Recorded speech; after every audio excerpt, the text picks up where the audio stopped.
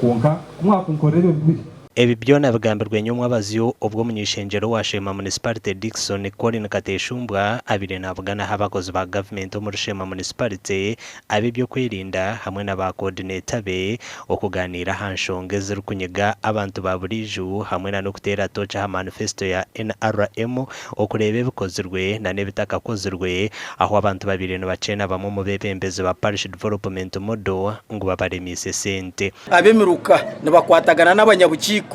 bariya abakuverifyinga sente zo kuhereza abantu bariyo mukushaba ekituga konga mbwe nitwe ngashema ntukijumira aho turatehe ngaro ori kutware sente z'abantu egi program ne y'abana yinki abantu ababutosha na munonga bariya amakasha tunamwenda agakirindirwa mu bworo kuranga twabanza twagabuturagaregayo already twinaba abakozi bari mu interdiction ababisize kezo abakozi abarabi batahindwire ahamikorre na munonga umukanduringa ubuzaro buri hagati ya government na projects zayo tukiza kwikiza koragana nabo mbwe nuwe nariyo muri gihe cy'kintu cyekikiremo urufuteka ngo nejya kugobeza abantu atware sente z'abantu abe nayitebekana sempingo kumuzaha mukono umunyishengero Kateshumbwa ahira abeebembezi ba municipality hamwe na RDC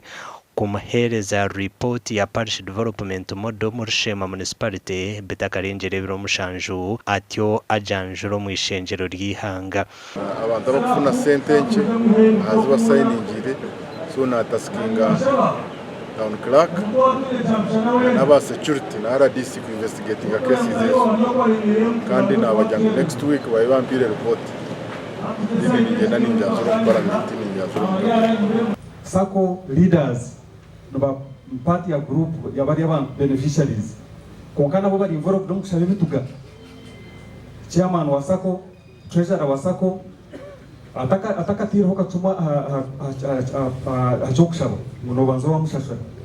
PDM twine sente batire sente miliyoni 400 ziryamba ntwebuza nenke kizibire miliyoni 400 ezo kukomorwa zikazomba abantu bariyo biniro orientunguka so ebyo natwabigambo twabijumira bagarukire bajumira ebikorwa byabamwe omubebembezo muri Sheema district abarukurwanisa program za government mu magezi obwe barukwejonisa abantu baburiju ngo no muzemubi arunka nankarwa muzuzu we batanga kutimba kamperi yija bizamu politics ngumtaka atimba